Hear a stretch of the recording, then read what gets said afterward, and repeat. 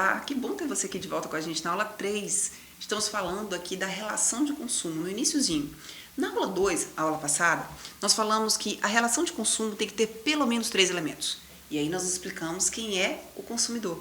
Falamos direitinho que o consumidor é o destinatário final do produto. Entendi, Pro.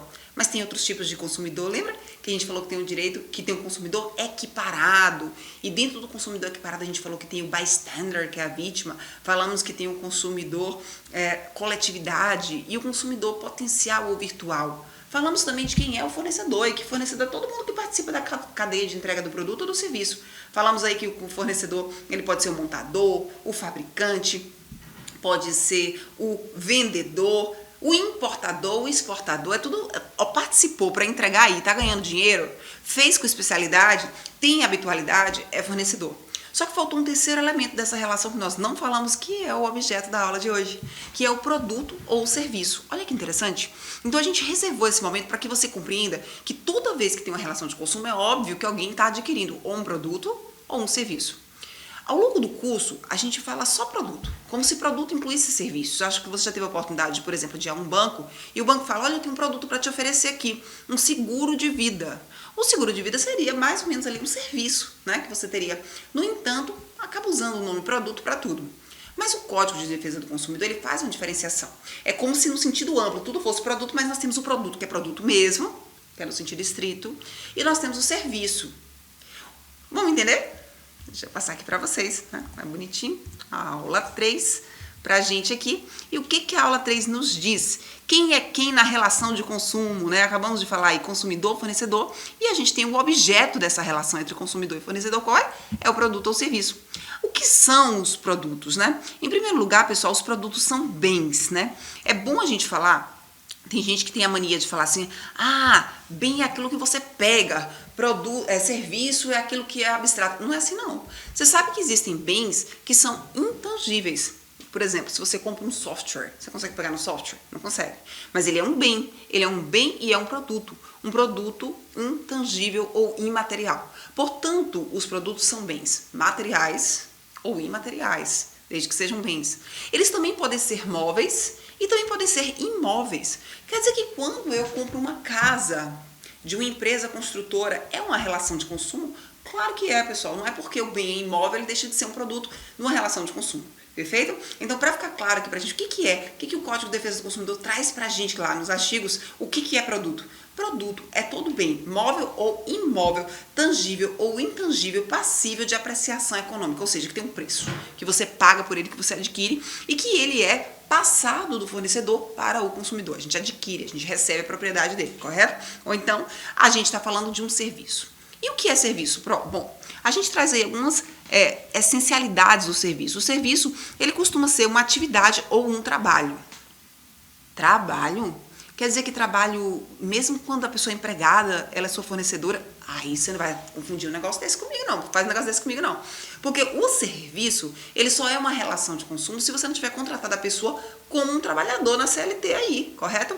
Se você estiver contratando o serviço da pessoa como seu empregado, pelo amor de Deus, vai incidir um outro ramo do direito, chamado direito do trabalho, que você vai dever 13º, é outra história. Inclusive tem uma disciplina aqui no nosso curso que fala muito bem sobre isso, que fala direitinho sobre direito do trabalho. O que a gente está falando aqui é quando você eventualmente contrata uma pessoa ou uma pessoa jurídica, uma empresa, para prestar um serviço de jardinagem na sua casa, por exemplo. Esse serviço de jardinagem, se o jardineiro é seu empregado, bom, não é relação de consumo.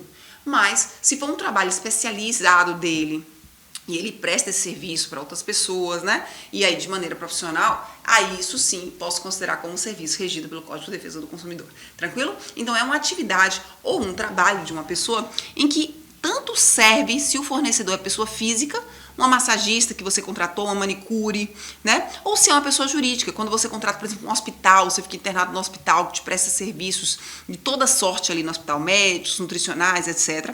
E lembrando sempre que tá aí no finalzinho que não tem uma relação de trabalho. Ô, Pro, qual é a diferença? Me ajuda aí, vou adiantar aqui para vocês. Você já fez ética e legislação no primeiro módulo, então você sabe muito bem que a relação de trabalho ela exige uma subordinação. O que é subordinação, Pro? É porque lá na relação de trabalho eu mando, eu tenho um poder de direção, eu tenho o poder disciplinar sobre essa pessoa. E um prestador de serviço da relação de consumo, não. Eu simplesmente contrato e ele presta da maneira da expertise dele, da maneira como ele acha que deve prestar. Se prestar errado, bom, a gente vai estudar os direitos mais lá na frente e vocês vão descobrir que tem até acesso à justiça, que tem a possibilidade até de fornecedor ser preso, gente. Tem várias coisas que podem acontecer. Mas o importante é que neste momento, gente, essa aula eu tô muito tranquila aqui com vocês, de modo que vocês possam compreender a diferença entre produto e serviço. E no Código de Defesa do Consumidor, o produto e o serviço são tratados de forma igual na maior parte do tempo. Então, em regra, você vai encontrar o quê? As mesmas proteções para os produtos, você vai encontrar as mesmas proteções para os serviços. Tranquilo. Então, eu vou trazer aqui umas semelhanças para você compreender. Por exemplo, as obrigações gerais de segurança. O produto tem que ser seguro e deve ter qualidade. O serviço também. Adequação ao uso esperado. Meu Deus do céu, se eu compro uma televisão, eu quero que essa televisão passe filmes, passe imagens. Então, assim, o serviço ele tem que prestar aquilo que se espera dele. E sons também, né? Ah, mas a televisão passa imagem. Peraí, mas eu esperava que tem que passar imagem e som. Não vem com essa, não. Ah, mas você pode adaptar aí uma caixinha de som. Não. Compreende? E o serviço é a mesma coisa. Então, a gente tem essas questões que elas são todas, você vai encontrar assim, ó, tudo que tiver no código, em regra, ela se aplica como exigência tanto para os produtos quanto para os serviços. No entanto, existem algumas diferenças, tá certo? Em todo caso, ainda falando das semelhanças, nós temos aí a possibilidade da responsabilidade objetiva. Meus amigos, isso é tão importante. Porque assim, alguém já falou para você que você é responsável porque você é disciplinado? Para o direito isso não vale não. Responsabilidade do direito, muito pelo contrário, está ligada à pessoa indisciplinada. Porque a responsabilidade é responder pelas consequências daquilo que você fez. A responsabilidade do fornecedor, inclusive, é objetiva. Que isso, Pro? Independe. Teve culpa? Não teve culpa? Não importa, responde. Olha que coisa, né? Que coisa interessante para o consumidor. Então, tanto no caso de produto, quanto no caso de serviço, se, por exemplo, eu comprei um mouse, né? E meu mouse, ele não funciona, inclusive ele tá dando defeitos sérios, eu tive problemas no trabalho por causa disso, eu não quero nem saber se a pessoa que me vendeu, se ela tem culpa disso. Ela me vendeu um mouse defeituoso, ela vai pagar por isso. Compreende? Assim, independentemente da pessoa ter tido negligência, imprudência, imperícia, não importa se ela teve a vontade de te machucar ou não teve vontade nenhuma. Se eu fui prestar um serviço de massagem, chego lá, um serviço sei lá, no supermercado, e chego nesse supermercado e esse serviço é prestado para mim de uma maneira ruim, eu não quero nem saber se o supermercado teve culpa. Se eu tive problemas, ele vai ter que me pagar. Correto? O nome disso é responsabilidade objetiva. Só que entre produto e serviço tem diferença? Tem. A gente vai anotar aqui agora. Quando é que é diferente, né? Um tratamento específico. É o seguinte. Essa responsabilidade que eu estou contando para vocês, no caso de produto, ela é solidária. No caso de serviço, não é. Eu estou falando devagarinho que é para você entender. O que é uma responsabilidade solidária? Não é que é todo mundo amigo, irmãozinho, não. Não é assim, não. A responsabilidade solidária é o seguinte. Não tem um fabricante? Do fabricante não tem um transportador? De lá do transportador, às vezes, não tem um montador que junta as peças? E do montador, depois, não tem o vendedor? Todos eles são considerados fornecedores. E se o mouse explodiu na minha mão e machucou a minha mão, eu posso escolher qualquer um deles que eu quiser para processar. Eu posso procurar qualquer um deles. Ah, mas o vendedor é uma pessoa que não tem nada a ver com... Vou procurar o vendedor. Vou procurar o vendedor porque é o vendedor que está perto de mim, é ele que eu quero. Magazine Luiza, é isso? Vou lá e vou processar ele. Vocês compreenderam, então, que a responsabilidade é solidária. Só que no caso do serviço, não. Por exemplo, eu fui a um hospital e lá no hospital peguei infecção hospitalar. E aí, bom, o médico que me prestou o serviço foi o médico que estava com a mão suja, né? Que foi o caso. Então, repara vocês que eu não posso processar ninguém que não seja a pessoa direta que prestou o serviço. Então, no caso de serviços, a gente não utiliza, pessoal, a gente não utiliza essa solidariedade. É quem fez a prestação direta do serviço, é a pessoa que vai responder pelos atos que aconteceram. Compreendido? E digo mais, no âmbito do serviço também, a responsabilidade, quando é pessoa jurídica que presta serviço, a responsabilidade é objetiva, ou seja, não precisa ter culpa. Mas quando a pessoa que prestou o serviço pra gente for uma pessoa física, por exemplo, a manicure, eu peguei uma infecção na minha unha, porque a manicure fez a unha de uma forma...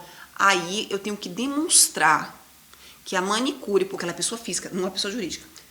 Vocês estão entendendo? Só a manicure. Ela foi na sua casa prestar. Eu vou ter que demonstrar que ela não limpou, ela foi negligente, imprudente, imperita. Repara também, ó, se foi o salão, não. O salão não precisa provar. Se eu fui no salão e eu tive aquele problema ali, independentemente de culpa deles, eles vão ter que pagar pela minha infecção na unha. Ficou claro para vocês a diferença entre pessoa física e pessoa jurídica? Então é isso, pessoal. Basicamente, sobre produtos e serviços, a gente tem para dizer a terceira terceiro ponto da relação, a gente finaliza aí com tranquilidade. Na próxima aula nós vamos falar sobre princípios e eu peço que vocês prestem muita atenção. Até a próxima.